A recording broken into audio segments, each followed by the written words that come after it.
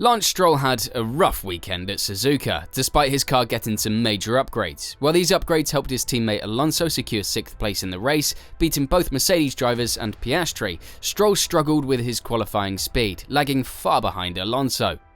This performance has raised doubts about Stroll's future with the team, especially the potential new buyers interested in Aston Martin. The Suzuka Grand Prix really underscored the tight competition between Aston Martin and Mercedes, with Lance's performance playing a crucial role in the team's close battle after the initial 4 races of the season.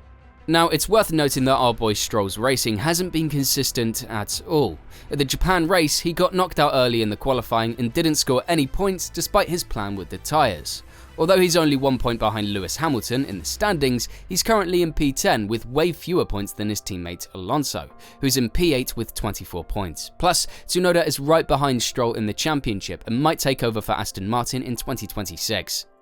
To keep up with Mercedes in this tight battle in the middle of the pack, Aston Martin needs to help Stroll with his driving issues, especially in qualifying. Stroll often finds himself with a lot of catching up to do, especially on narrow tracks like Suzuka, where passing is tough. Even towards the end of the race, when Stroll switched to the soft compound tyres, things didn't improve. In fact, they worked against him. He was overtaken by Hülkenberg, who was far from being competitive compared to Stroll. It's no secret that Aston Martin faced issues at the end of the 2023 season, but they started the current season where they expected. Introducing a big upgrade package in Japan boosted their hopes for some podium finishes in 2024, and maybe even challenging McLaren for 3rd place. However, achieving this requires more than just one driver. With Alonso being the main point earner for the team, it's clear that things need to change for Stroll sooner rather than later.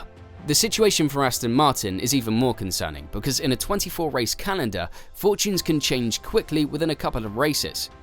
What's worse is that while Alonso performed well in Suzuka, Stroll wasn't happy with the car upgrades, so even if the team does everything to bring competitive upgrades, they might not suit Stroll's driving style.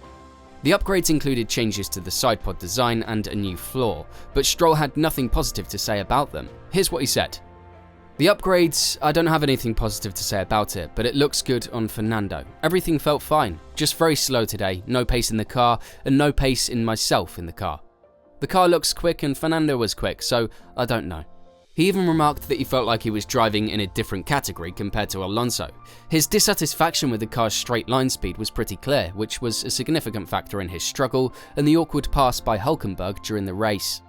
In the early stages of the race after Ricciardo's crash, it seemed like Stroll had made enough progress to fight for points, or at least secure the last points-paying position at P10. However, he finished the race at P12, trailing behind Alonso, indicating that there's still a lot of work to be done from Stroll's side if Aston Martin wants to maintain their position at P4 for a longer time.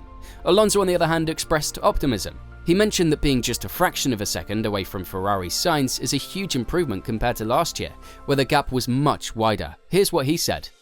Just a couple of hundreds from Ferrari, Leclerc behind us, Piastri behind us, and Mercedes. So we were here 6 months ago, 1.5 seconds from pole position, and now we are 4/10. Now, although there's room for improvement in terms of race pace, seeing Stroll being outperformed by Tsunoda, who theoretically has a slower car, is not a good sign for the team's potential buyers. Aramco, in particular, might have a specific request if they pursue buying a larger stake in the team, potentially asking Lawrence Stroll to replace his son or find another solution. They might make a request to replace Stroll with a driver as Sainz's caliber, as he's considered one of the favourites Aston Martin will pursue if Alonso decides to leave the team. In light of recent developments in the silly season market, it's becoming increasingly clear that Lance lacks motivation. If you listen closely to the radio messages he sends to his race engineer, it's evident that he doesn't care much about his racing seat. So far, this hasn't been a problem because of his father's influence over the team. However, with talks of Aramco potentially buying a significant stake in Aston Martin, the situation could change very soon. While Lawrence will still have a say in driver decisions, it won't be as straightforward as before. Lance will definitely need to step up and perform if he wants to continue his F1 career, as there will be many voices to contend with if he hopes to keep his seat. The impending partnership between Aston Martin and Honda brings up another argument. We've seen how Honda treats its drivers. They gave Tsunoda an FP1 drive in Suzuka and lobbied for him to stay in the sport, despite initial doubts about his behaviour and driving. By outperforming Ricciardo and being the sole point scorer for Red Bull Racing, Tsunoda makes a strong case for himself in a more competitive team than Aston Martin currently is. However, if the Red Bull seat isn't available to him, which seems unlikely given statements made by Helmut Marko regarding Perez and potential outside hires like Carlos Sainz, Tsunoda might consider Aston Martin.